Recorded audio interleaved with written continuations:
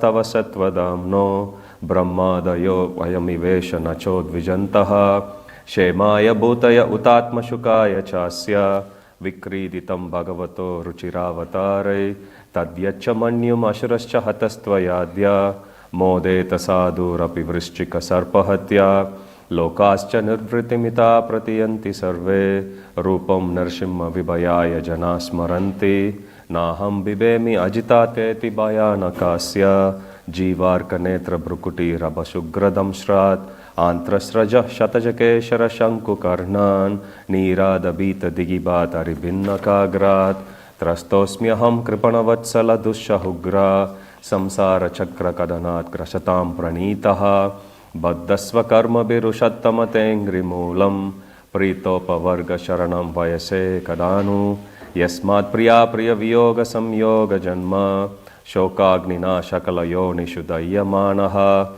Dukkaushadam Tadapi Dukam Atadhyaham Bhuman Brahmami Vadame Tava Dasya Yogam Soham Priyasya Shuhrda Paradevataya Leela Katastava Narsimha Virincha Gita Anjasti Tarmi Anugrunan Guna Vipramukto Durganite Padayugalaya Hamsa Sangha Balasya Neha Sharanam Pitaro Narsimha Nartasya Chagadam Udanvati Majjatau no Taptasya Tat Pratividir Ya Ihanga Sheshtas Tavad Vibhotan Vritam Tvadupekshitanam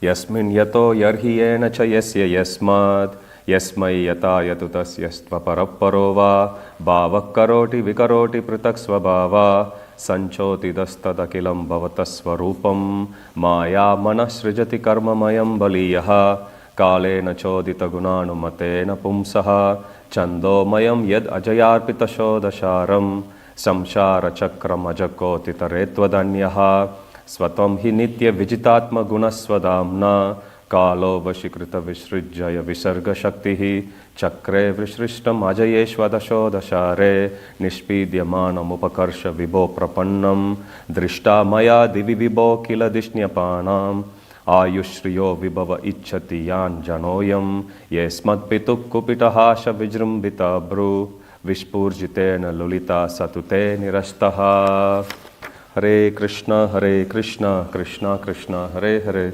Hare Rama Rama Rama Hare Hare. I'll read the translation of 7:9-12. Therefore, although I was born in a demoniac family, I may without a doubt offer prayers to the Lord with full endeavor, as far as my intelligence allows. Anyone who has been forced by ignorance to enter the material world may be purified of material life if he offers prayers to the Lord and hears the Lord's glories. Such a simple instruction, but easily said than done. We need to put our focus fully in it.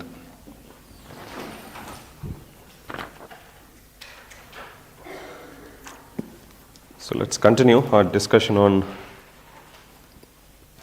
brihadbhagavatamrita. We are in chapter 2,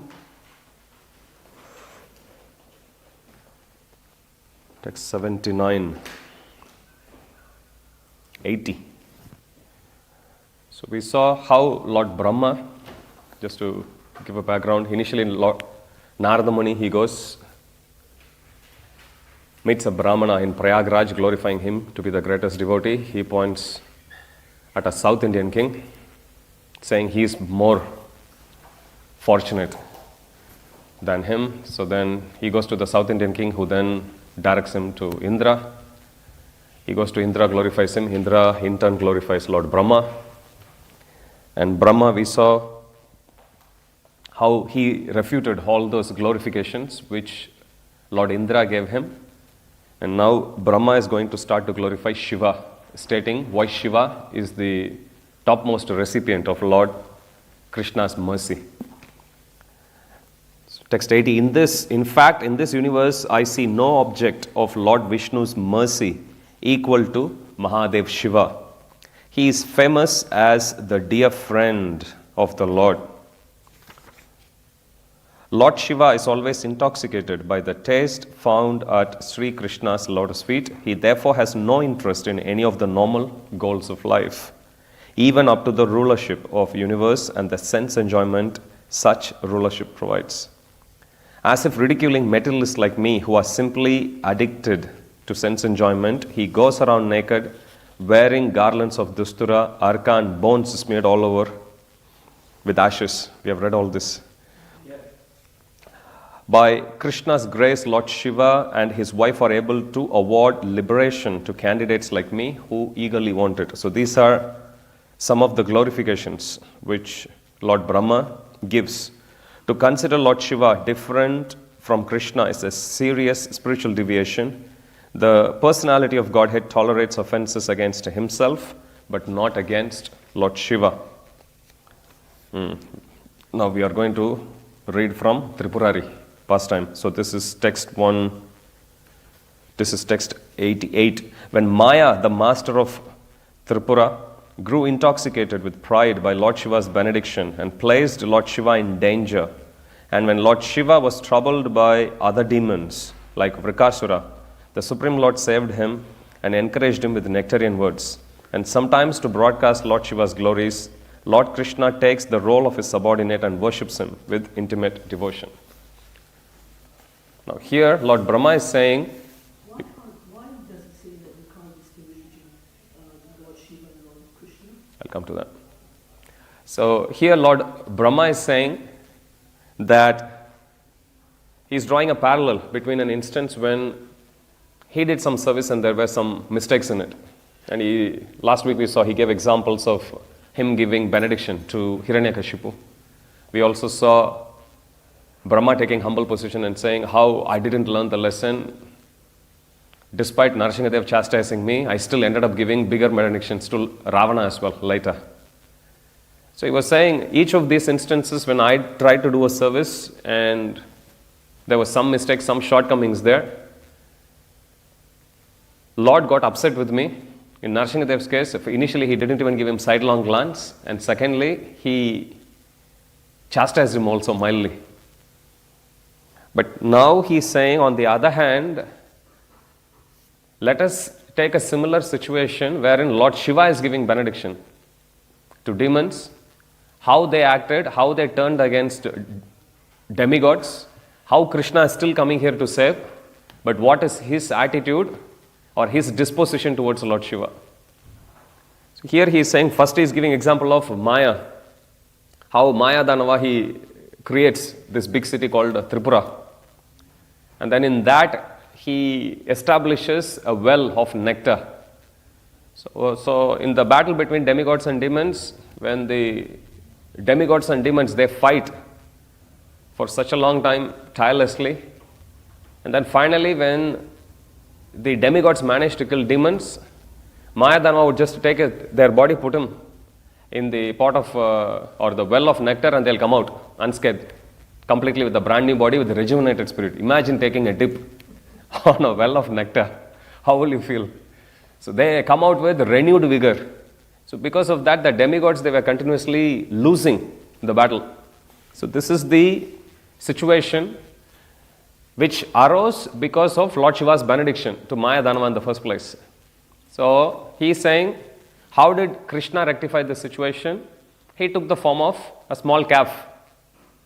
And he goes there with the cow, which is Brahma, and he goes and drinks all the nectar in the well. He empties up, dries it up, and he walks away. Because cows and calves, they can go anywhere. Even demons would respect them sometimes. So he goes, so here he is saying, just like me, Shiva also gave benediction, and the demon turned against him, but look how Krishna is rectifying the situation.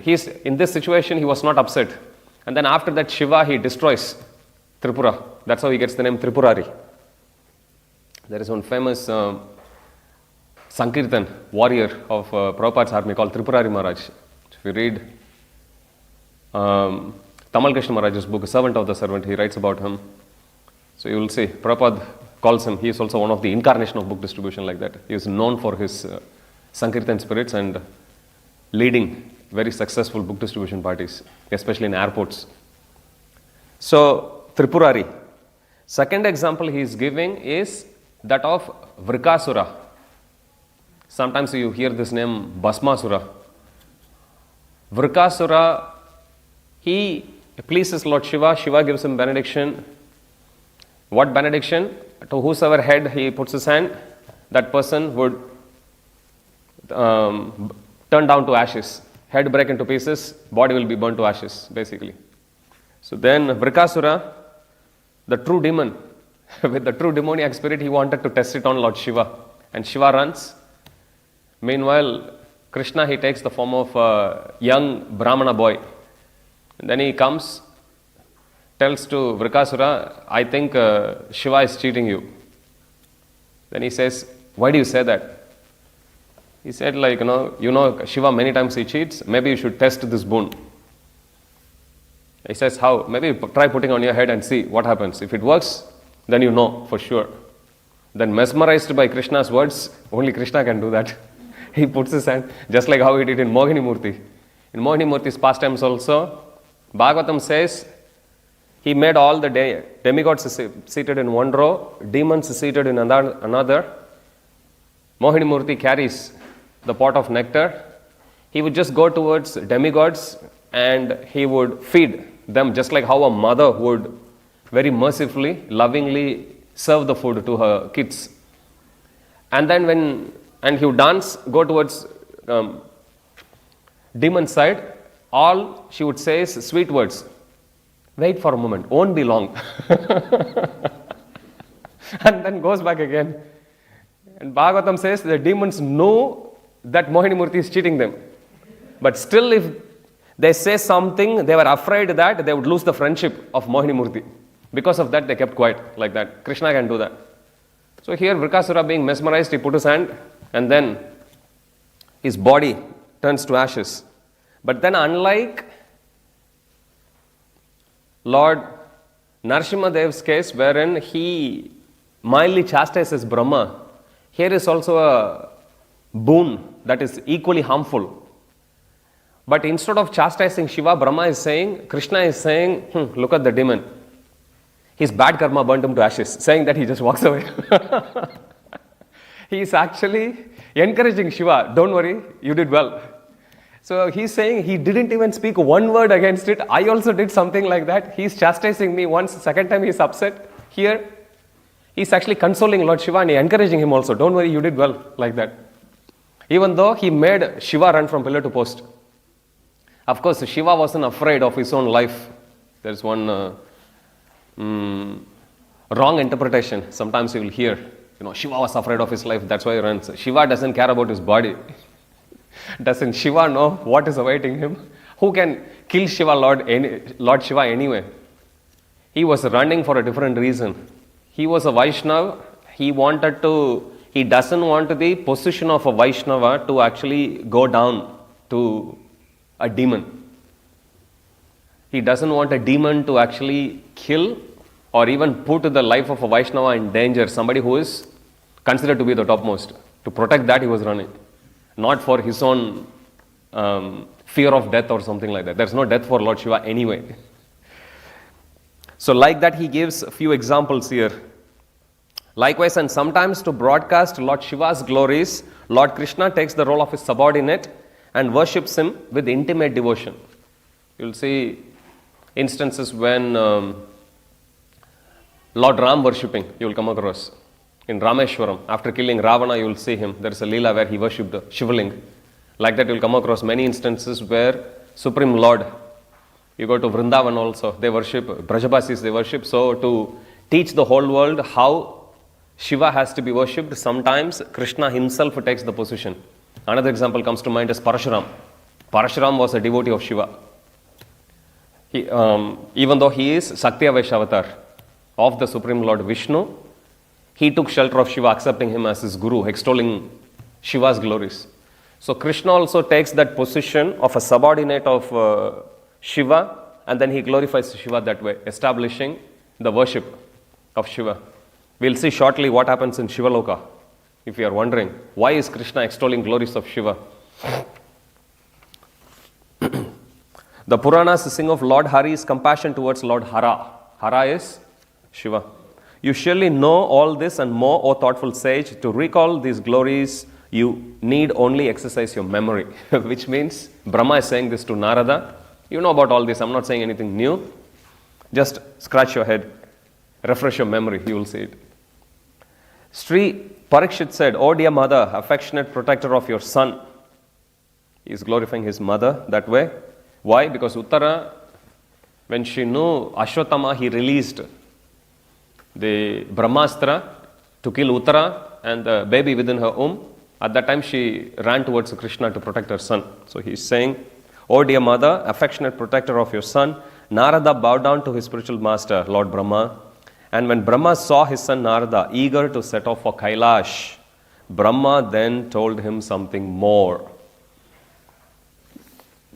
We touched on this point about omniscient.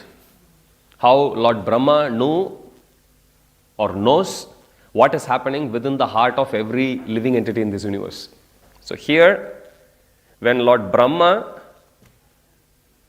directs or diverts the glorification that came his way to Lord Shiva, at that time Narada Muni says, "Thank you very much, my dear father." And when he is turning to set off to see Lord Shiva in Kailash, which is, when we think of Kailash, we think Himalayas. So this pastime is happening in Satya Loka, which is in the topmost planetary system. Now he is trying to go down. He is just turning, but Lord Brahma, as the omniscient personality of this universe, he could understand where Narada is heading, so he is stopping Narada. By the way, wait. And now he'll say something interesting about Kailash, which we see here.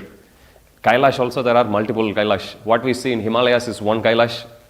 If you read the different Varshas, there is another Kailash where Ilavarta Varsha, you will see where Lord Shiva lives. That's another one. In Jambudvipa it's there. But then there is different realm of Kailash also, which is in spiritual world. Sri Brahma said, "Kuvera once earned the gratitude of Lord Shiva by devoutly worshipping him. From then on, within this universe, Lord Shiva has submitted to Kuvera's authority on Kuvera's Mount Kailash." So the place which we see in material world, even that is not Kuvera's actually. What we see in Himalayas, this is just a prototype. It is an extension, if you like. Kuvera's Kailash is even in higher realm. It's not visible for us. What you see in, sometimes Facebook, sometimes share, let's go to Kailash. That Kailash is just the lower realm that is actually visible for us. I was speaking to one devotee. He was into mountain climbing before he became a devotee. Even now he does sometimes. So I met him recently in Mayapur, and he was saying, because of a higher altitude, many times the people will just drop down dead. You'll always come across in news. And because of extreme cold, their body won't decay. It will just be like fully refrigerated. So much so, sometimes they even keep those places where the bodies are as landmark when they climb up. So many casualties since time immemorial. So many people must have tried to scale each of these different peaks. So first point Brahma is saying is,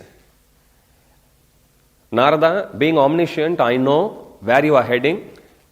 Please understand the place where Lord Shiva is residing now, it's the residence of who? Kuvera, who is the demigod. Who is the demigod, king of Yakshas, who is the treasurer of demigods. And because he is a devotee of Lord Shiva, Shiva simply to please him, he is residing there. Reason why Lord Brahma is actually telling Narada about this is, Narada, I have glorified about Lord Shiva. If you want to know about the full glories of Lord Shiva, this is not the Kailash you should be going to. You should go to the original Kailash. Because this Kailash, because it's in material world, second thing is it's Kuvera, who is the king. Krishna out of his, or Shiva out of his compassion, he has just accepted the prayers of Kuvera and is just residing there, simply to please his devotee. So if you want to see Lord Shiva's full glory, if you want to see the opulence of Lord Shiva fully, then you have to go to the original Shiva Loka. And you have to see him how he is living in the spiritual Kailash. So Narada Muni, instead of going down to the lower planetary system, relatively speaking from Satyaloka, he would actually go outside of the universe and he'll go to the Sadashiv Loka. So that's what's going to happen now. Lord Shiva, the husband of Uma, lives there as a guardian of Kuvera's side of the heavenly sphere. This is the Kailash of the heavenly kingdom. Accompanied by suitable attendants, he shows but a small fraction of his opulence. So here he is saying Shiva is showing his glory, but this glory won't be in its full opulence. Just a tiny bit you are going to see here. Just as the personality of Godhead Krishna, brought under control by the devotion of servants like me, resides on my planet. He is talking about Sahasra Shirsha Purusha or Mahapurusha. And in heaven and elsewhere, Lord Shiva lives in Kailash, displaying suitable pastimes. Now let me tell you the opinion of Vayu Purana. The abode of Sri Mahadev lies outside the 7 coverings of universe. Now he starts to describe the glories of Sadashiv Loka. This is, if you look at the spiritual sky, beyond Vedic cosmology, 5th canto of Srimad Bhagavatam talks about what's happening within the universe. But if you read Chaitanya Charitamrita, even for that matter, even Brihadbhagavatamrita, we'll discuss more about it in the second part.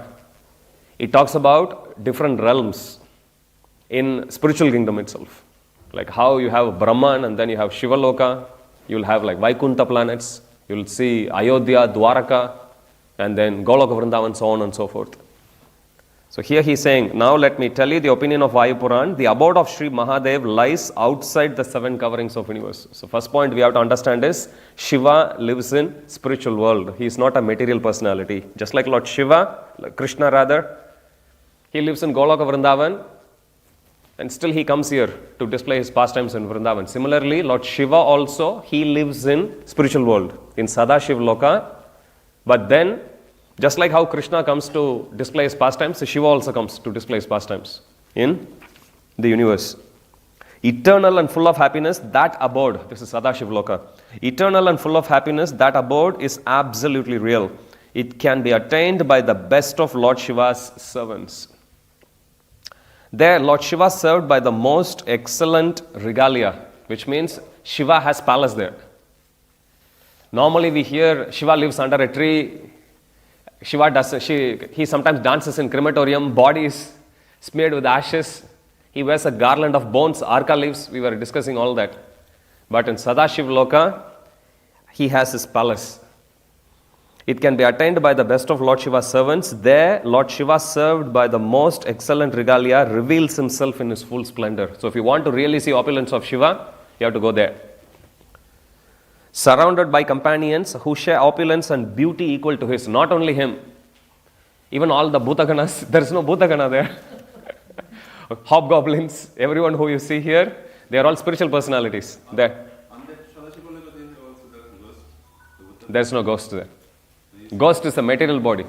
That's why I said in material world you have all of them. In spiritual world everyone has a spiritual body. That's why it said, surrounded by companions who share opulence and beauty equal to his, which means they are also spiritual personalities. Just like we have Sarupya Mukti, Salokya Mukti, Sarupya Mukti.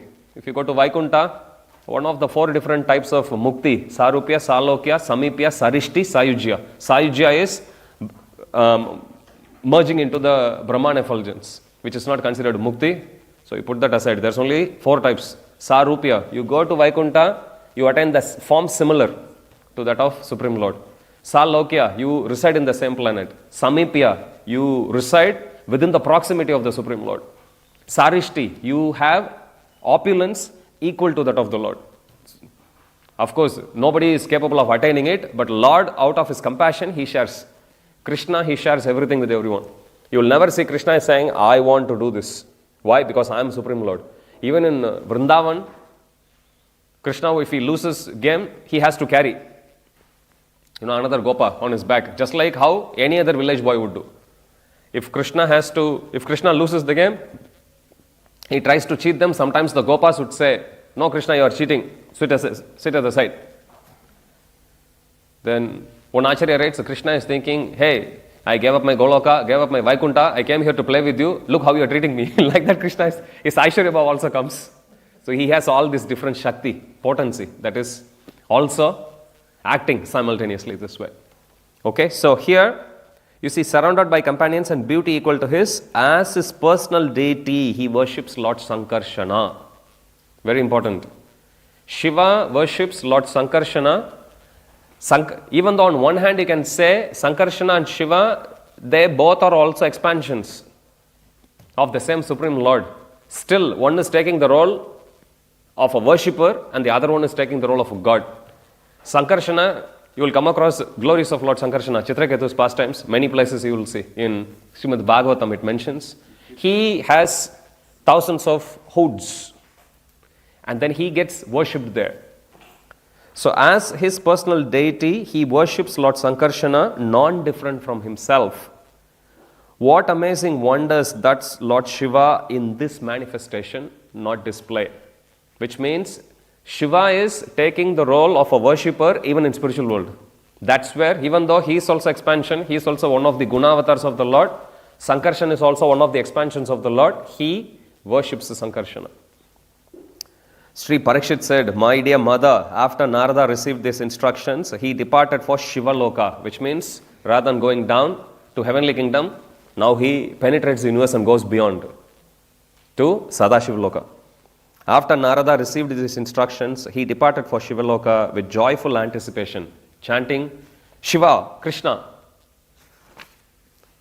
Prapanchatita, beyond the material world. There is one name for Krishna, Gunatita. Guna means the modes, 3 modes of material nature. Atita means beyond. Gunatita means one who is beyond the modes of material nature. Likewise, chapter 3 is titled Beyond the Material World. Prapanchatita. Prapancham means material world or the universe. Prapancham. Okay, so Prapancha, Atita. Atita means beyond. Prapancha means universe. Prapancha Atita means beyond the universe. Beyond the material world. That's what it means. So that takes us to chapter 3 of 14 chapters. Text 1 to 4. Sri Parikshit said, arriving in Shiva Loka, from a distance the sage Narada saw Lord Shiva, Sri Hara, who had just finished his worship of Lord Sankarshana, Sri Hari. Entranced in ecstatic love, Lord Shiva was dancing and loudly singing the glories of his Lord, while his associates played instrumental music and shouted, Jaya, Jaya. With great affection, he praised his assistants like Nandishwara, as well as goddess Uma, who was expertly clapping his hands. Very important. Sometimes you may sit in Kirtan and you see only few devotees. One devotee will be playing harmonium, one other devotee in Mridanga, and sometimes we have half a dozen devotees playing Kartal. Have you seen that? We need to reduce it. You can barely hear the holy name. And then there are others, unlucky ones, who claps the hands. So we may be thinking, some devotee dancing, my leg is paining, I don't want to dance. One devotee singing, I'm not such a great singer, I don't know Mridanga. Is this valid at all? Thank you, Narada Muni. Narada Muni said that in one place. Remember? If you actually clap the hands, just like how, just by making the sound, the birds actually fly. Similarly, simply by clapping hands, all the birds of sinful reactions fly away. There is one. Simmatrashtar Mrigariva. There is another instance, just like how with the single roar of a lion, all the animals will escape, running away. Similarly, with the single roar of the holy name, all the sinful reactions, which are like tiny little animals, they'll run away. It's given like that. Clapping hands. Is it really a great service in Sankirtan? I remember in one Kirtan Mela, when I was in Mayapur, Madhav Prabhu led a beautiful Kirtan as usual.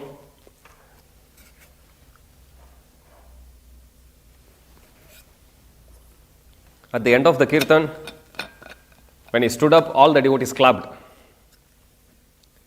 Then Madhav Prabhu sat down and then he mildly chastised everyone, saying, clapping hands you do during the Kirtan, not after the Kirtan. After the Kirtan means you are clapping for the performer. During the time means you are assisting the performer in his or her service to the Supreme Lord. There you are glorifying. Understand? It's very easy, subtle, very easy for us to do. Purnachandra Maharaj, Swami Maharaj, he said, sometimes the devotees sing Radhe Radhe, Sham Milade. Gaudiya, Maharaj says, Gaudiyas means we are worshippers of Srimati Radharani. We can't give order to Srimati Radharani. Radharani, please take me to Krishna. You can't say that. So he says, this is not our parampara. It's rasabas. So we have to be very, very careful. Last week we were touching on this. We need to be Prabhupada conscious. We need to understand the mood of Prabhupada, who is following in the footsteps of... This morning I was reading Chaitanya Charitamrita, and you will see later at the end. I was reading Chaitanya Charitamrita, and there, Prabhupada, I was reading just the beginning few verses. Krishnadas Kaviraj Goswami, he's saying, I'm very old, already past 90. I don't know how long I'm going to live. I'm here simply on the instruction of Nityananda Prabhu. And Krishnadas Kaviraj Goswami, he goes to Vrindavan. Because Nityananda Prabhu, he comes in his dream and he says, go to Vrindavan, all your heart's desires will be fulfilled, spiritual desires. So he goes there, takes the association of all the devotees, deities, worships, and then he gets to hear about Gaura Katha every day from the lotus lips of Srila Raghunath Das Goswami. And then he is requested by everyone to write. He was a great poet, that's why he is called Kaviraj. There is very few Kavirajas you will come across. Govinda Kaviraj, Ramachandra Kaviraj, Krishnadas Kaviraj. Poet, not ordinary poet. Chaitanya Mahaprabhu, he used to hear poems. I think last week Govinda Hari Prabhu, he gave class on Jayadev Goswami, the jewel among poets. Chaitanya Mahaprabhu would hear the devotional poems of Jayadev Goswami every day. Vidyapati, Prabhupada mentions, as well as Chandidas. These three personalities, Chaitanya Mahaprabhu would hear again and again. They are all great poets. Devotional poets, not ordinary poets. They are devotees. Just like you go different places, like Alvars, you go South India, you will see the works of the Alvars. They are devotees, but they have also sung songs of glorification of the Supreme Lord. So same way, when Chaitanya Mahaprabhu hears, he would also hear. So Krishnadas Kaviraj Goswami, he is writing in the beginning of Chaitanya Charitamrita that I don't know how long I live. Because of that, if you read Chaitanya Charitamrita, he actually puts the entire Chaitanya Mahaprabhu's Leela in a series of verses. Because his point is, I don't know how long I live. Even if I die halfway through, at least I have glorified everything briefly. Then he will go to elaborate.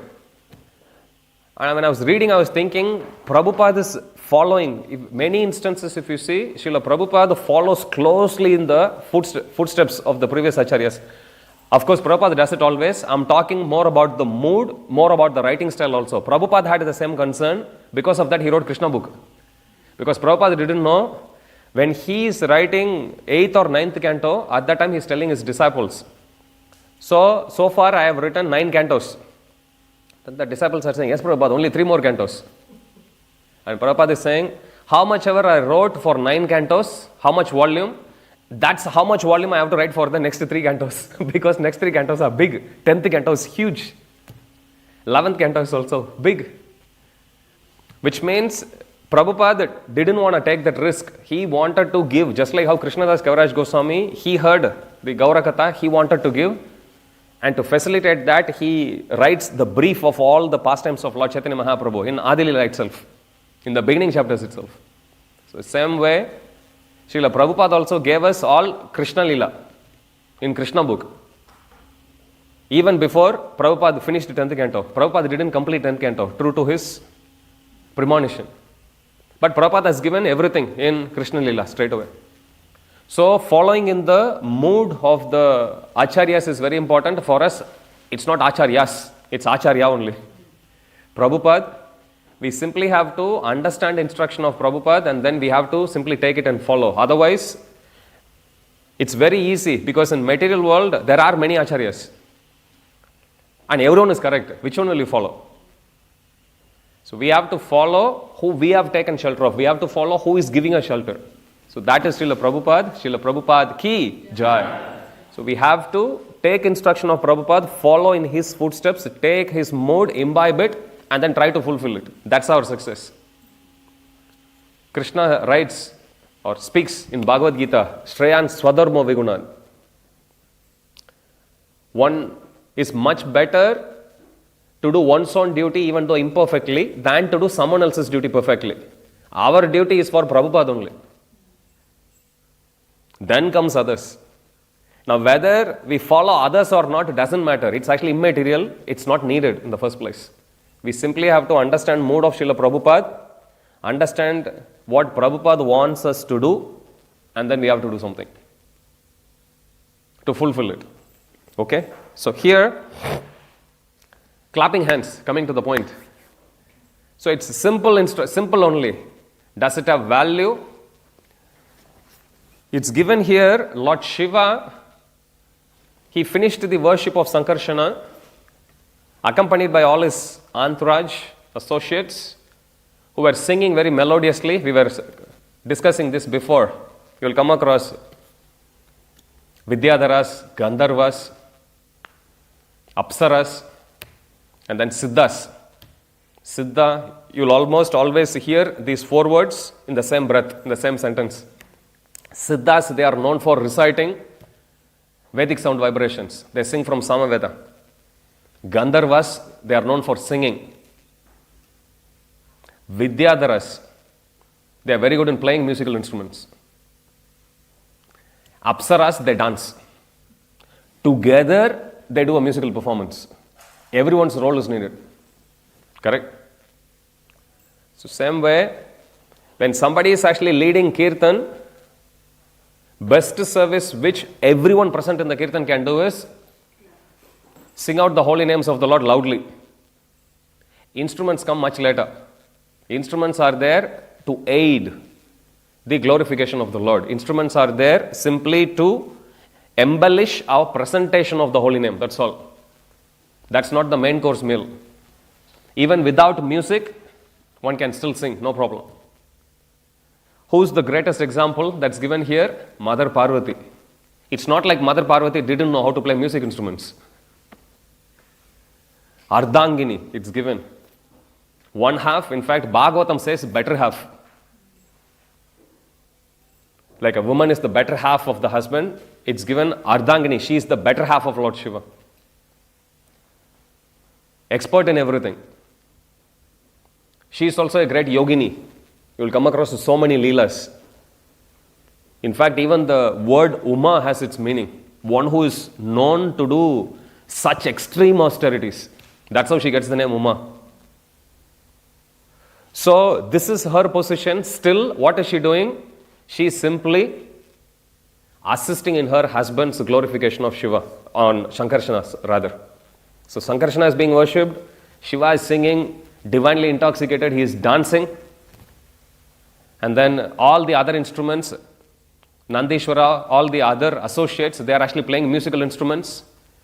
After the worship is over, Lord Shiva is turning towards his associate and he is expressing his pleasure for their service to the Supreme Lord. Listen carefully. With great affection, he praised his assistants like Nandishwara as well as goddess Uma, who was expertly clapping her hands. So, even clapping hands, it's a great service. That's what encourages the devotees actually singing. So, we should chant loud, we should clap our hands as much as possible. Sometimes you do heavy clapping, your hands will start to pain. And then you stop. You can still clap to the best of your ability. But clapping hands is a great service because it's clearly given here. Her service was, she was expertly clapping her hands. The sight of all this delighted Narada, vibrating his veena and nodding his head to show respect. He called out several times. Now, one point we have to understand here is, you imagine, this is not ordinary place, this is spiritual world. Shiva is no ordinary personality. Sankarshana is no ordinary personality. You can imagine the size of festival. You go to Mayapur, you will have some idea how big a festival can possibly be. Now this is real spiritual world. You can imagine the enormity of it. And Shiva is the one who is leading the worship here. But still, after performing his worship, he is coming and he is expressing his gratitude even for seemingly simple service. This is one glorious qualities of Vaishnavas. They are satisfied with even a simple act. Many times you will understand when you hear disciples of Srila Prabhupada glorifying about Srila Prabhupada, they would say, I haven't spoken to Prabhupada, but once I had a very intimate association, and you will hear, Prabhupada gave some special instruction. No, during Kuru Puja, Prabhupada was looking at everyone and then he looked at me for 2 seconds and then he looked everywhere. And that's enough for them to give up everything, become dedicated, and they give up their family, become sannyasis and ready to follow Prabhupada's instruction. Vaishnavas, they are satisfied even with the simple expression of devotion. You take Dhruva Maharaj. Dhruva Maharaj, when he goes to sit on the lap of Uttanapada, who is his father, his stepmother, who is Uttanapada's second wife, Suruchi, she insults Prahlad Maharaj, saying, look, if you want to sit on your father's lap, then you pray to Supreme God, then in next life, you will be able to be born as my own son, then you will sit. So it's a great insult. 5-year-old Dhruva Maharaj, he gets very upset and he goes to his mother Suniti. And Suniti tells him mainly just 2 instructions. One instruction is, oh my dear son, please don't harbor any kind of ill feeling towards your stepmother here. Because whoever harbors any ill feelings, they will bring evil or bad fortune to the person who they are actually trying to direct, as well as to their own self. Correct? That's why they say anger is a punishment which you want to give for others, but then you end up punishing yourself. That's anger. So this is one instruction she gives, which means she says, please don't direct your anger towards your stepmother, please let it go, it's okay. Second thing she says is, worship Lord Vishnu, that's all. Mainly just like 2 lines maybe. Okay, as a little child, how long do you think she would have pacified? Some of your mothers here, how long do you take to pacify a little child? 5-year-old boy, upset with something, oh it's okay, take a lolly. Half a minute, 1 minute. That's all Suniti gave. That's all instruction, that's all direction Suniti gave to Dhruva Maharaj. How long did Dhruva Maharaj rule the planet? 35,000 years. After this, he is getting on board in Vaikuntha plane to go to Vaikuntha.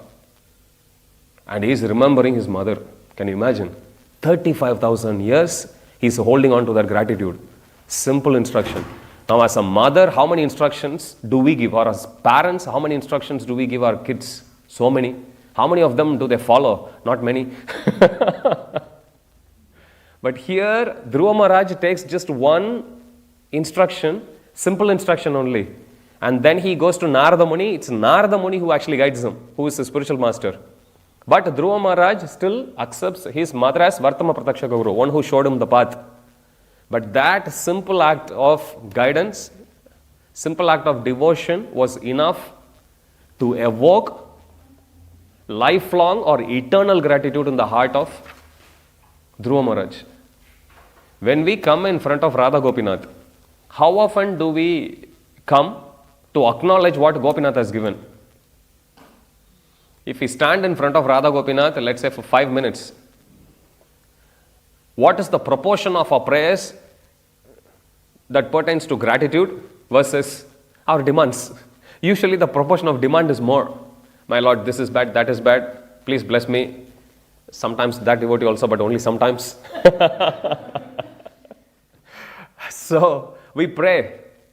But here we see simple things. in such a festival of humongous proportion, Lord Shiva is still feeling grateful for someone who clapped their hands. Come on. Even in our temple, you lose track of how many people clap hands, correct? You come for a festival.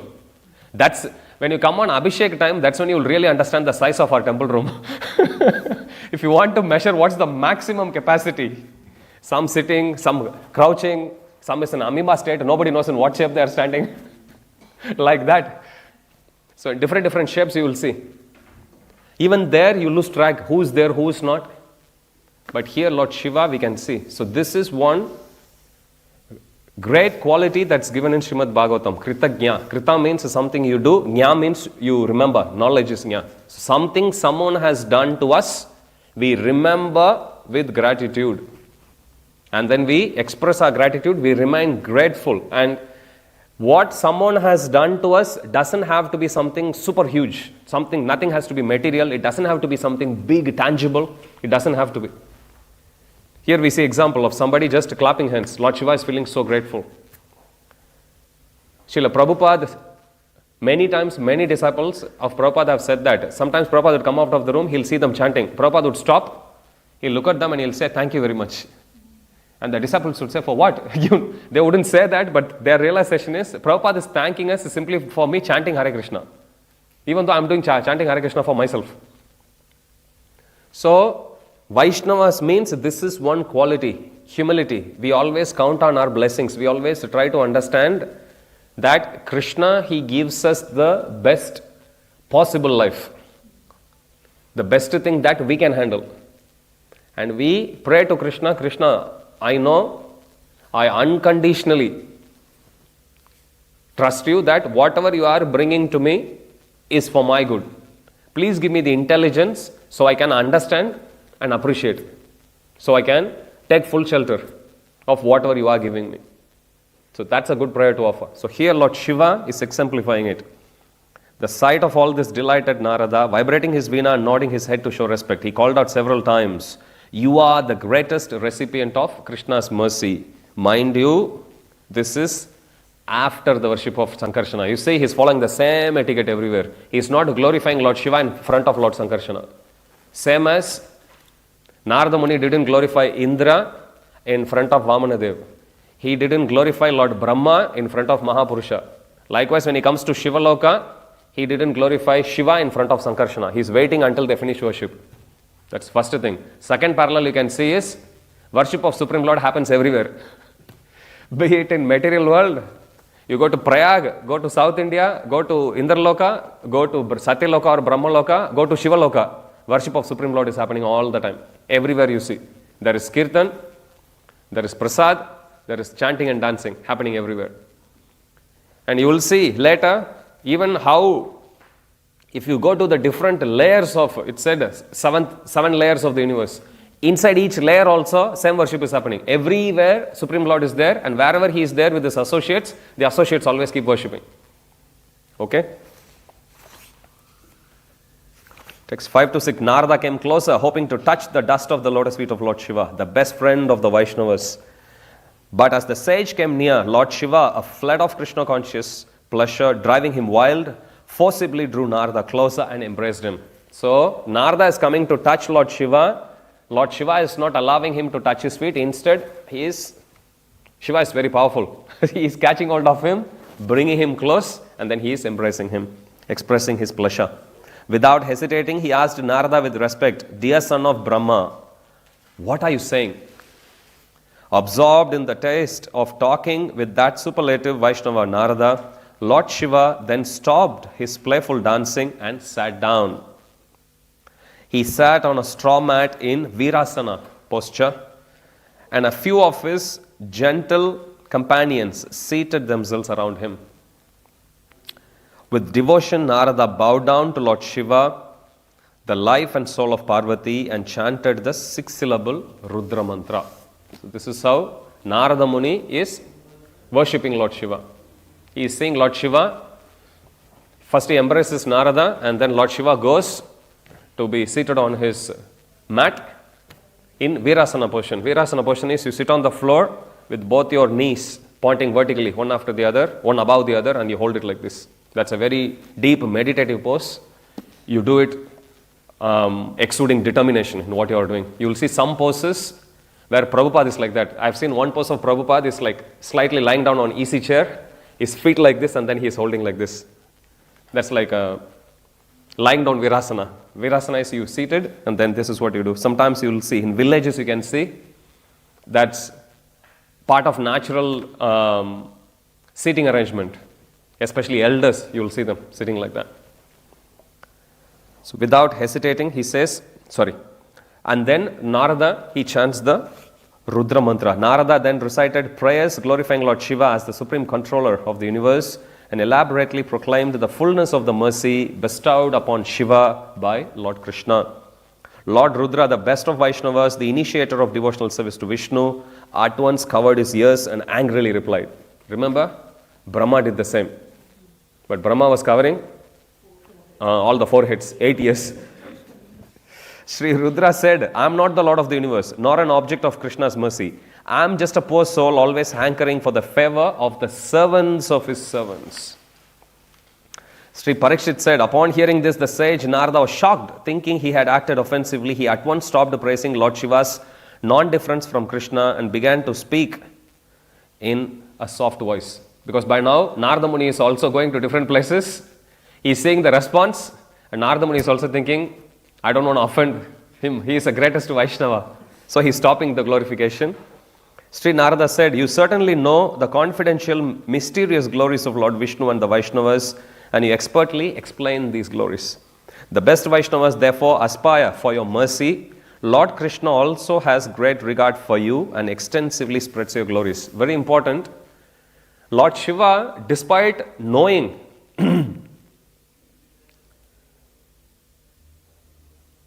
Aham veti, Shuko veti, Vyaso vetina vetiva. You will see Lord Shiva, when he speaks about Srimad Bhagavatam, it's in Bhagavata Mahatmya, he says, I know about the mysterious, inner, confidential meanings, nuances of Srimad Bhagavatam. Shukadev Goswami knows, Vyasadeva may or may not know. He says like that. So Lord Shiva, here it's mentioned, and you expertly explain those glories. Sometimes when we hear, we always are given this instruction. Krishna also says, Tachrinu, just hear. But then many times you sit, hear a lecture, you hear so many things that you forget what you heard. If you go, normally if you see, you go to make an inquiry, let's say in a bank, you just go there to the teller or to some customer service person, and you have a certain purpose. Let's say I want to know how to open an account. And then you go, you put the question, you'll get the answer, you'll come back. And if somebody asks you, did you go to the bank today? Yes, I did. So did you do something there? Yes, I had a question about how to open an account. I asked them and they told me, gave me the instructions. Easy to remember, and you are very focused also without dilly-dallying too much. Imagine you just go to the park and then to chant, good intention, but then you meet one other devotee on the way. Do you think chanting will happen? There will be more prajalpa that will happen. After half an hour, some devotee calls, hey, where are you? I'm at park. So then are you alone? Everyone is thinking and laughing, realize knowledge. And then, so who are you with? I'm with this devotee, I was talking. So what are you talking? Actually nothing. How long have you been talking? 45 minutes, I think so. Same attitude happens when we sit and hear classes also. If you are not clear in our purpose, what we are hearing, what we are after, we'll keep hearing a lot of things, but then we won't remember anything. So it's always a good practice. You come across all these different Vaishnava qualities. Today we touched on humility. Then you write down, okay, humility. I want to know specifically about humility. Then you go sit. The speaker may speak, depends on whose class you are sitting. Some devotees, they speak 50 sentences only in the whole class. Very powerful profound. Some people like me, we talk a lot. Useful, only very less. It's very hard to, really take. But if you have a certain purpose, why you are hearing, you will clearly get the answer. When you have a certain purpose, this is what I want to work on. I want to improve my stability in Krishna consciousness. I want to improve my chanting in Krishna consciousness. I want to improve my relationship with the devotees in Krishna consciousness. I remember when I joined the temple, our temple president, Varanayaka Prabhu, at that time he asked, so, what is your goal? I said, that's very easy, to go back to Godhead. He said, I also know. How do you plan to attain that goal? That's the question. And I said, I didn't think about it. Then he told me, see, when it comes to your professional life, you would make all nice career plans. When it comes to university, you'll have a certain goal.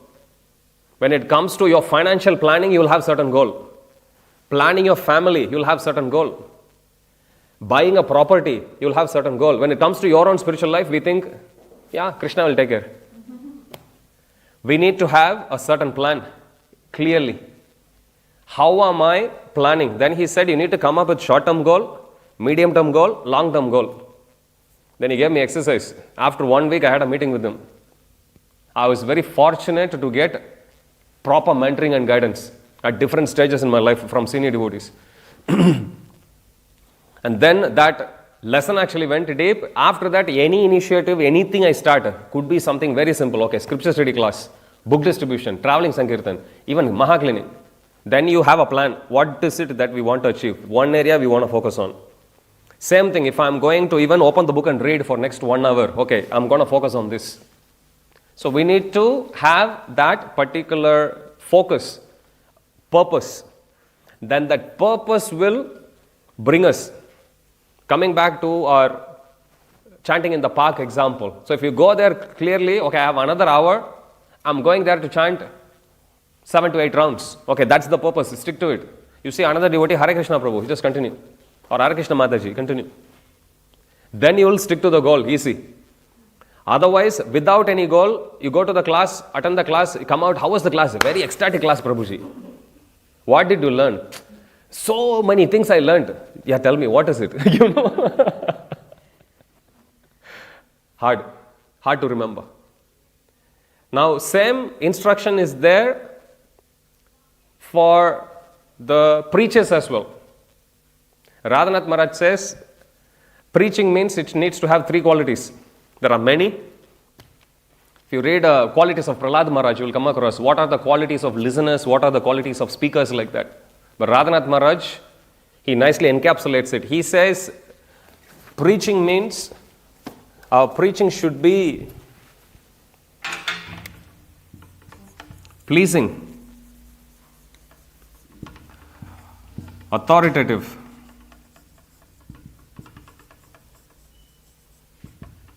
compassionate,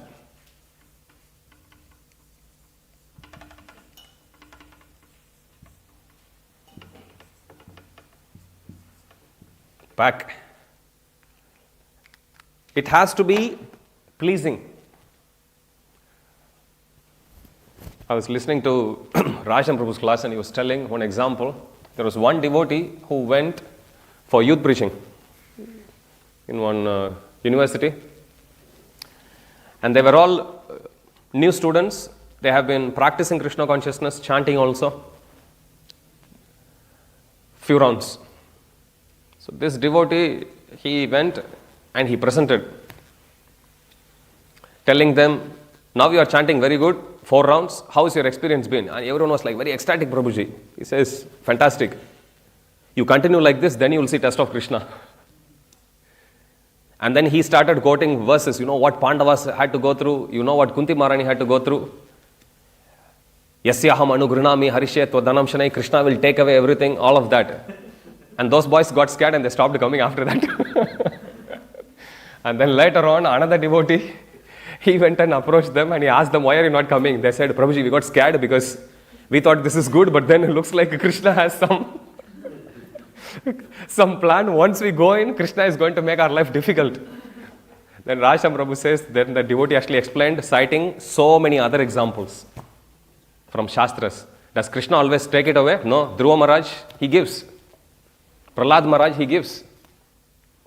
You think of it, Krishna just gives. Sudama gives. Fruit vending lady gives. So many are there. So he says, preaching has to be pleasing.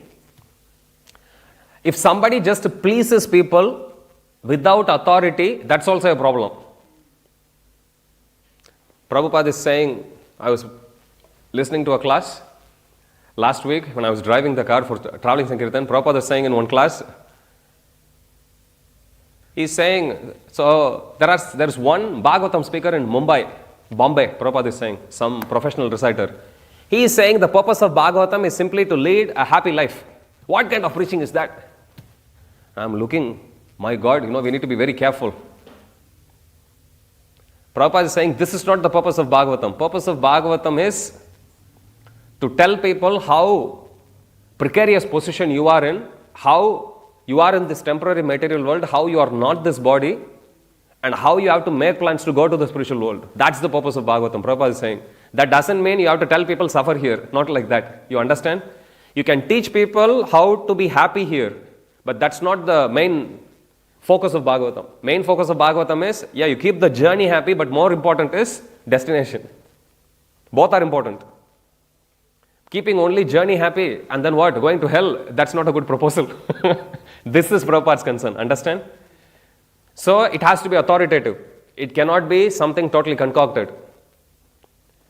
And third one, you can preach in a pleasing way. It can be authoritative, but it has to be done in a mood of compassion. To do good to others. To mitigate the sufferings of people's ignorance. That should be the mood with which we should share Krishna consciousness with others. Not in a condescending way, not looking down upon people, you unfortunate demons. Hi, you would like to take this book? No, demon. You just move away. That's not a good proposal. Or if somebody comes, they say, whatever, maybe your kirtan is loud or maybe prasadam is salty, demon. It's like Superman, Spider-Man like that. We can't do that. We need to be compassionate. So when we do share the message, it has to be having these three qualities. Radhanath Maharaj says like that. So, Narada Muni, understanding about the mood of Lord Shiva, he stops and then he says, you certainly know the confidential, mysterious glories of Lord Vishnu and you expertly explain those glories. Expertly means, this is the expertly.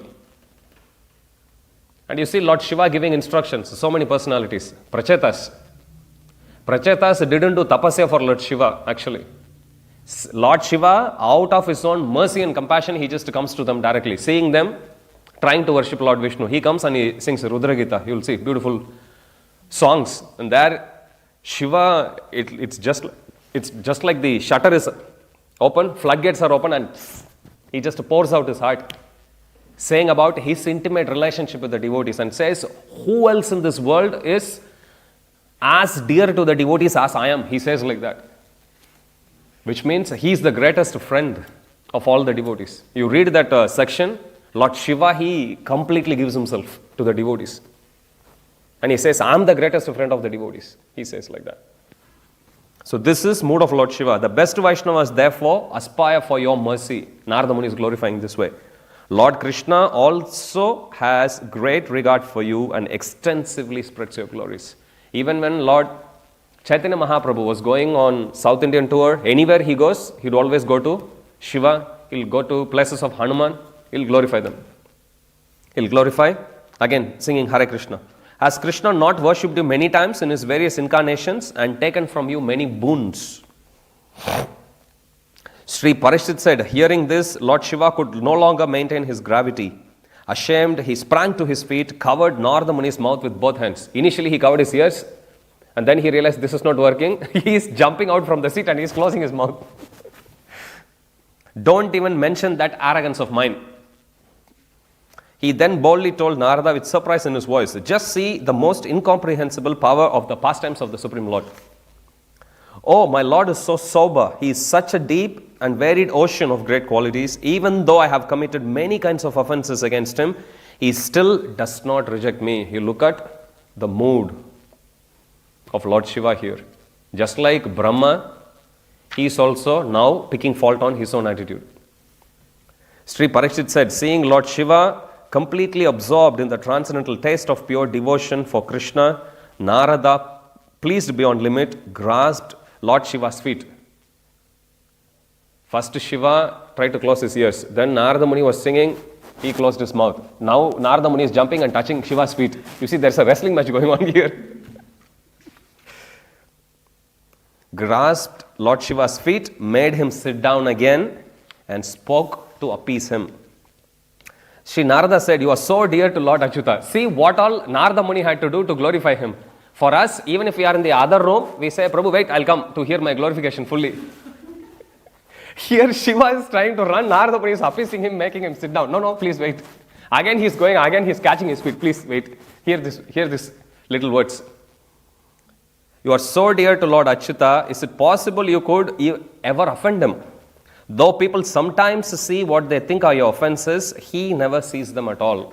So now Narada Muni, again another expert glorifier of devotees, when Shiva is saying, I offended, Narada Muni is saying, that's just perception. You don't have attitude problem. People have perception problem. That's what Narada Muni is saying.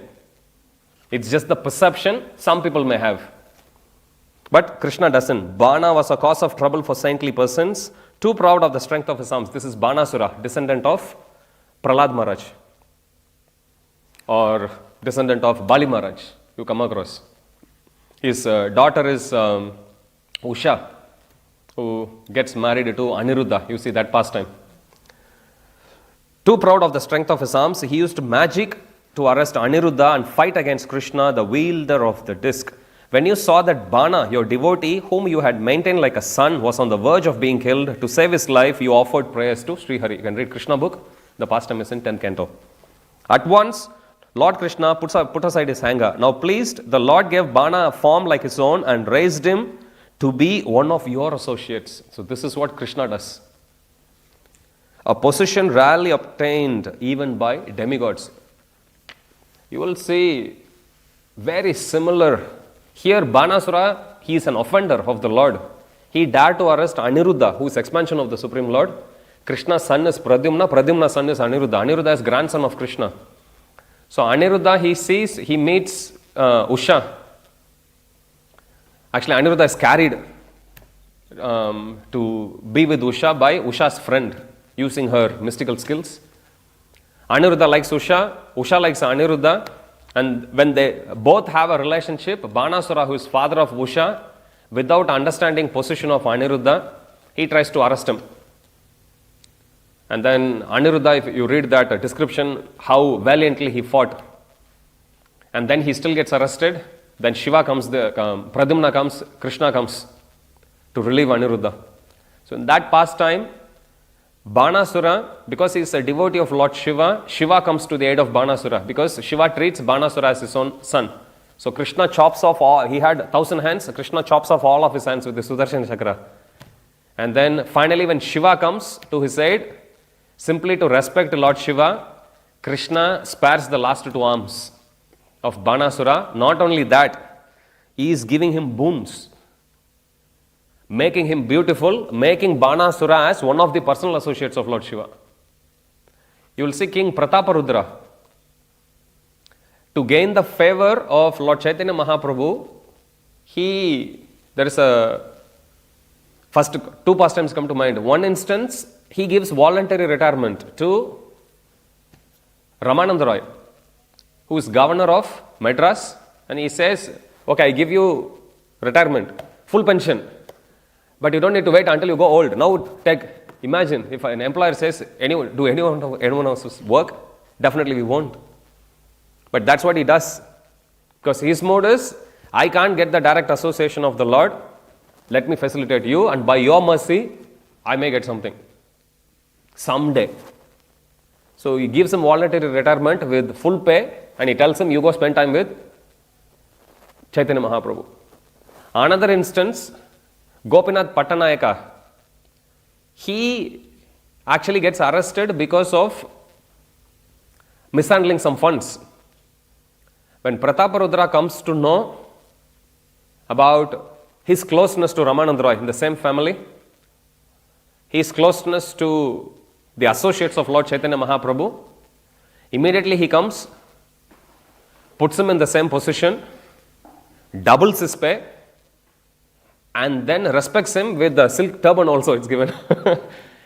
All of this he does it to a culprit, again simply to gain the favor of Lord Chaitanya Mahaprabhu. Because anything that is related to the Supreme Lord becomes naturally worshipable. Hari Parshad. Parshad means anything which is like the paraphernalia, anything which is connected. So here we see, similarly, Krishna is also saying this way. Banasura might have committed offense. Because in other places we see Krishna may tolerate offenses against him, but not against his devotees. Aniruddha, on one hand he is him, but on the other hand he is his grandson. So technically, going by that, Krishna has to punish him even more. Isn't that the approach which he takes when it comes to, let's say, Suruchi's case? Where because she offended Dhruva Maharaj when she was young, later on, her son Uttama, he gets killed by the Yakshas. And after hearing the news, she feels mad and she runs into the forest, and the forest fire devours her. That's how it's given. And there Prabhupada writes, even though Dhruva Maharaj didn't take any offense, forgive her of all the offenses, Vishnu is not ready to forgive.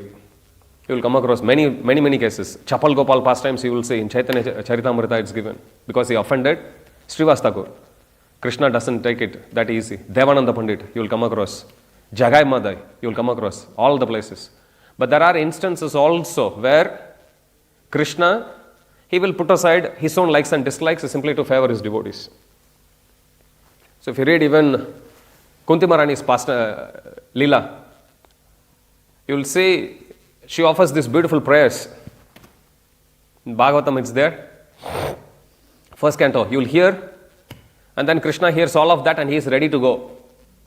But then after Kunti Maharani finishes prayers, Yudhishthira Maharaj comes. And you won't see Yudhishthira Maharaj listing so many prayers. He just goes to Krishna, Krishna stay with us. Krishna says, okay. Have you seen that ad? I sometimes remember that ad, There's a whole family, they board into the car, there is a big trailer at the back, loaded all their stuff, bye home, like that. And they reverse and they move to the next home, right next to that. Have you seen it? Some insurance. I sometimes think it's like that. Kunti Maharani comes, offers prayers so much. Krishna still is relieving himself and he's like going. And then Yudhishthira Maharaj says, Krishna, stay back. He says, okay. And he stays for another 2 months. So Krishna is totally controlled by his devotees that way. Okay, so here we see how close Shiva is to Lord Krishna. So these pastimes, when we actually see, we see the mood of Lord Shiva. We see how Krishna had reciprocated with Shiva. Prabhupada always says, Palena Parichayate. Preaching means results, Prabhupada would say. How do you gauge the success of your program? Prabhupada says results. How many people have taken up Krishna consciousness? As I said, Prabhupada is a very practical acharya. Initially, Prabhupada sends devotees to preach in China. But then when they say Prabhupada, it's very difficult even to go there to China, because at that time it was very, very difficult. And some Christian missionaries, they were actually tying up copies of Bible and they're sending it through like helium balloon. So it will land somewhere and somebody will open the book and read. This is how it was. Prabhupada, when he sees that, Prabhupada says, no, then don't waste time now. Later on it will become favorable. And later on it became favorable. Now there are so many devotees in China. So Prabhupada always says, okay, if there is not much scope for result, then try. There are so many other places you have to do. Like that. Okay, there are unlimited opportunities to expand Krishna consciousness. I'll stop here. Any questions? Shiko Prabhu. Can you please explain these 3 parts of the preaching easily? Pleasing means we should speak philosophical truth, not to scare people, not to demonize people, not to put down people. If somebody says, I'm a demigod worshipper, that's fine, just worship Krishna. That's not the place you go and argue why you should not worship Krishna. See, only unintelligent men will actually worship demigods. It's given like this. That's not pleasing. Same truth, but we can say in a way that is acceptable. Okay. Likewise, authoritative. It cannot be speculative totally. What's the purpose of Gita? Prabhupada says, purpose of Gita is simply to surrender to Krishna. But many would actually speak about Bhagavad Gita without using the word Krishna only. They'll take management lessons, motivation lessons, they're all fantastic, but there has to be a clear plan. You can start anywhere, but it has to come to that proper conclusion. Okay. And then compassionate. It has to be done with the mood of compassion, not to throw your weight on people, saying, see how elevated I am, behold my mystic opulence, I am a pure devotee, you are not, like that. So that's without compassion. Madhuri. Two questions I have. One is about the Sadashiva, who is actually in the transcendental planets, not like in material.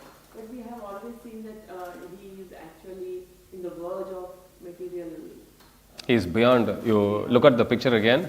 Even in the description of the picture, you will see where there is Devidam, which is the material world. After that, there is a big blob of Brahman. Sadashiv Loka starts where the Brahman finishes. So Sadashiv Loka, from that point onwards, the spiritual planet starts. Verge means not this side. There is still a big layer. I'm just going by the artwork itself. You see the artwork, you will clearly see there is a big layer of Brahman, effulgence only. Sadashiv Lokas, and this side of the Brahman effulgence is material world. That side of Brahman effulgence is Sadashiv Loka. Then this question, more questions arise here. So, any devotees from Shiva goes to Sadashiva Loka? Yes. So, because it is transcendental, there is no chance for them to fall down? No. Oh, there is no chance? No chance. Okay. There is one verse I was actually sharing, I think a couple of times. Swadharmanishta Shatajanma Vipuman. In that verse actually says Swadharmanishta Shatajanma Vipuman Virinchatameti. So that verse, if you see, Lord Shiva is saying whoever who practices their duties for 100 lifetimes without doing any mistake, they get qualified to go to Satyaloka and become Brahma. And he says, if somebody goes beyond that, then they may get my association and then come to Shivaloka, he says. And then once somebody comes to me, then eventually they will actually go to spiritual world. Spiritual world means to be with Shiva. However, associates of Lord Shiva in Sadashiv Loka, they are all pure Vaishnavas. They know the mood of Shiva. They know. They are not demigod worshippers. So even you see Nandishwara, that's why Ganesh is there. Ganesh is there even with Vishnu also. So each one of them, they are spiritual personalities only. They know the position of Krishna, they know the position of Shiva, they know who Vaishnavas are, and they themselves are pure Vaishnavas. And then Shiva is a god of Bhuta, Preta and all, right? That's here. That's here. So that is the incarnation of Shiva in the material world? Yes. Rudra, he comes from Sankarshana. So what we call as Tamasi, one who is in charge for ignorance, he is also form of Shiva who appears as an expansion of Sankarshana, Lord Sankarshana. Just like how we have Shirota, Vishnu, Mahavishnu, and same thing here. Similar. Okay, there Sankarshana is topmost here, if you like. Yeah. Another question. We said like we are requesting Radharani for Radhe Radhe Shamsa Radhe. So if we don't ask our mother, who else will we ask? We can offer our prayers. Okay, let me take a step back. Worshippers of Vishnu are called Vaishnavas. Worshippers of Krishna are called Karshanas. Worshippers of Srimati Radharani are called Gaudiyas. So Gaudiyas means we are worshippers of Srimati Radharani. We don't go to Guru and say, oh my dear Guru, please take me to Krishna. That's undermining position of Guru. What do you think Guru will do anyway? So you don't need to make that separate prayer. In fact, that position is unrivaled already. There's already a strong relationship between Guru and Krishna. You don't need to make that special request, as if Guru is going to take you somewhere else. So, Prabhupada says, we can offer our humble prayer to Srimati Radharani. Not, here is like, Shamsa Milada is, please take me to Sham. It's like, we can't order. There is one South Indian song which a poet actually writes, brings it to, not South Indian song, they sing it in South India. There is a similar poem which was written by a poet, devotional poem, gives it to Prabhupada. And the song is as if it was sung by Mother Yashoda. And she is singing, "Oh Krishna, please come. Don't run hither and thither, please come to me." Straight. Prabhupada is saying, this is Krishna. Nobody can order Krishna. This song is not authoritative. Even for that.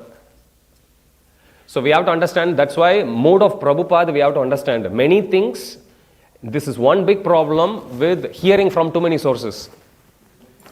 It's not, this is right and others are wrong.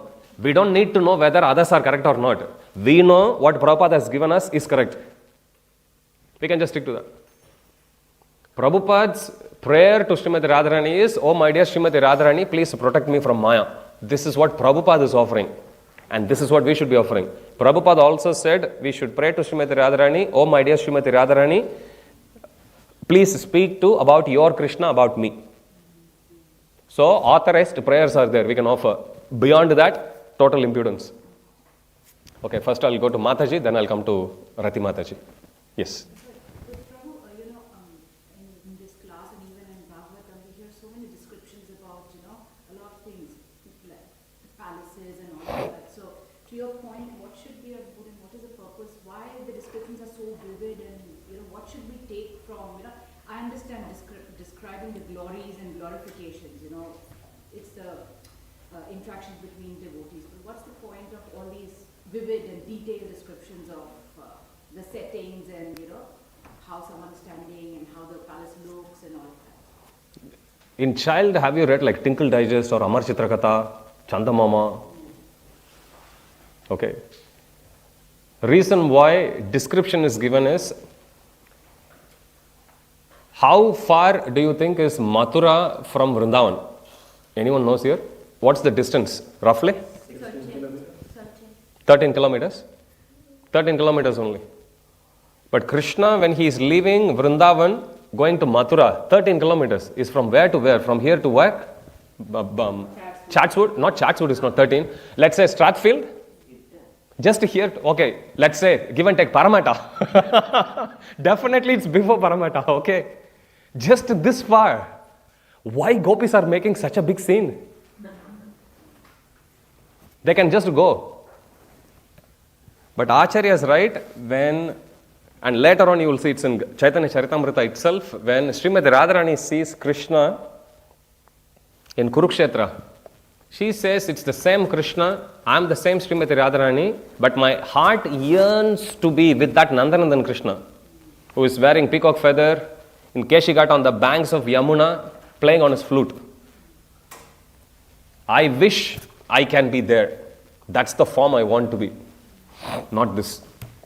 So for devotees, same way you will see Prabhupada, Nectar of Instruction, he writes, you go to 10th verse of Nectar of Instruction, you will see different gradations of devotees which Rupa Goswami lists. Okay, you will see actually 9, 10 and 11. 9th verse, he talks about different realms of spiritual world. He says how material world is lowest, greater than material world is Vaikuntha, greater than Vaikuntha Mathura, greater than Mathura is Vrindavan, greater than Vrindavan Govardhan, greater than Govardhan is Radhakund. Like that he finishes. First he talks about the setting. Next verse he talks about the devotees. And there he goes, the ones who are lower, they are Vikarmis, people who don't follow Vedic injunctions. Slightly above them is Karmakandis. Slightly above them is Jnanis. Slightly above them is Bhaktas. Greater than Bhaktas, he says, are Gopis. Greater than, or the superior among all the Gopis is Srimati Radharani. And then he, from there, and this is Srimati Radharani's birthing place, Radhakunda, not different from her, so one should worship her like that. So you will see the gradation that is actually given there. Point I'm saying is that there Prabhupada actually writes in the purport why gopis are actually considered greater devotees, because for gopis, anything to do with Krishna, that alone mattered. Point number one. Second, for them only Krishna's pleasure mattered rather, nothing else. They didn't worry about themselves. They are considered superior because for them, they lived the whole life only for Krishna. When Krishna left them, Prabhupada writes, they spent their whole life crying. Crying for what? Just going 13 kilometers? They can go. Okay, we can say they went to go. Okay, Krishna went to Dwaraka. Again, how far is Dwaraka? It's not much. They can go. They could have easily gone to Mathura. So, point here is, Srimad Radharani is saying, Acharyas explained, Prabhupada explained, that when devotees worship Krishna, it's not just Krishna, whole setting. They want Krishna in a certain form, in a certain place, surrounded by certain associates, and displaying a certain form, doing certain activity. See, Krishna is picky. What do you think devotees are? Super picky. I want only this. Now you may think, is this authorized? Chaitanya Mahaprabhu goes to South Indian tour, he meets Ranganath Puri, if I'm not wrong. He's a sannyasi. And then Chaitanya Mahaprabhu, he asks him, who are you? He says, I come from Navadvip Dham. And Ranganath Puri asks, we are sannyasis, we went to different places, we came to Navadvip. And there we met one Brahmana couple. And the Brahmani, she took care of us as her own sons. Her name is Sachimata. And she served us one nice banana flower sabji like that. I was thinking he's a sannyasi, he's talking that to Supreme Lord. Goes to show that you can have favorites even inside Krishna consciousness. Prabhupada himself says, he's telling to one of his disciples, so you do exactly as what I do. Like that Prabhupada says. Sometimes I'm sitting, reading, sometimes I'm typing, sometimes I'm singing, sometimes I'm writing some management or dealing with some management, sometimes I'm writing letters. This way 24 hours I have engagement. Like that Prabhupada says. So, we have to see everyone likes Krishna, serves Krishna in a certain way, and everyone have their own. Prabhupada also had his own. There's one conversation, we don't have time, but you understand this, that the setting, it's not just Krishna alone. Everything in relation to Krishna matters to devotees. And devotees want to worship Krishna only in that form. Same, which is easier? Just somehow finding your way, going to Dwaraka and being with Krishna, or sitting and crying for Krishna throughout your life. Imagine if you know Krishna is in Paramata, what will you do? You will run away straight away, right? Do you think gopis didn't know about it? Of course they know. But they want Krishna right there. Because they know Krishna is going to be, again, not for them. They know Krishna will be at his maximum happiness only here. So they are staying there. Okay? Mataji. Yeah, so which Krishna came from Brahma? Because one Krishna... Which Krishna came from? Sorry, which Shiva came from Brahma? Because you said Shiva is obviously... Rudra. Yeah. Rudra. Yeah. So is the Rudra that people generally worship and demigod worship, is that the same Shiva as the Vaishnava Shiva? As the Sadashiva Shiva, you mean? Personalities, they are all same. Shiva is also considered as one of the Rudra. 11 Rudras are there. Shiva is also one of them. You understand Rudra and Shiva similar to Krishna or Vishnu and his expansions. Like we have different levels of avatars, right? Satyavash avatar, Guna avatar, Purusha avatar, all of that. Like that, there are subtle nuances, but first go with the basic understanding. They are all expansions of the same personality, Shiva. And then you can first make peace with that, and then we can go deeper. So which is the original Shiva? Sadashiva. The one in the spiritual world, he is the original Shiva. The Shiva who we are reading now. This is Sadashiva, original Shiva. Rudra is just an expansion of that. Guru, in the beginning of the class, you mentioned about the 7 layers of the material universe. And you also mentioned that each deity, specific deity, is actually worshipping there. So I was just wondering, are they actually physical layers which a layman can perceive? Like, for example, you say earth. Is it like a lump? It says that like each layer is like 10 times more. So is it like a physical layer? Physical layer, but there are subtle layers also there. So each of the covering, 5 of them are Panchabhuta. But then after that, ego is there, mind is there, subtle layers are also there. But even in subtle layer also, there are more gradations. That's why in some places, here you are reading 7 coverings, some place you will read 10 coverings. In subtlety, it goes even more subtle. So it depends on how you categorize them, the numbers will vary. Also, the last point you mentioned about the pickiness of the devotees. Does the Lord really appreciate that? Because, Yeah. I mean, by myself being picky, I'm actually trying to center on myself, right? Rather than the interest of the Lord. Tvam bhakti yoga paribhavita hrit saroja. If you read that verse, Lord Brahma says, this is one of the prayers of Lord Brahma. He says, my Lord, you manifest whichever form a devotee holds very dear to one's own heart. Tvam bhakti yoga paribhavita hrid saroja. Hrid is heart, saroja, lotus. In the lotus residing in the heart, or in the lotus on the heart of the devotee, whichever form they worship you, you manifest that form to them. It's not centered on one's own, because Krishna wanted to enjoy the varieties. Each avatars, you can, in one sense, you can understand they are different moods. Which mood is good? If somebody says, which is your favorite photo? Okay, and let's say 200 photos somebody has taken in my life. Every photo I give post like passport size photo. Boring. Understand? But different moods is different. So for Krishna, different forms is like different mood we can take it. Okay, Krishna likes to actually be like that, and there are devotees. Imagine, it's like, even in a karmi sense, somebody is having a chain of restaurants, and they open one restaurant, hoping that there will be a good customer base that will happen. If it doesn't come, the person will actually get upset. Like basic, crude, material example I'm saying. Whereas here, every form of the Supreme Lord has its own fan following. And one who likes one form, they are attached to that form. Okay, so the living entities are unlimited.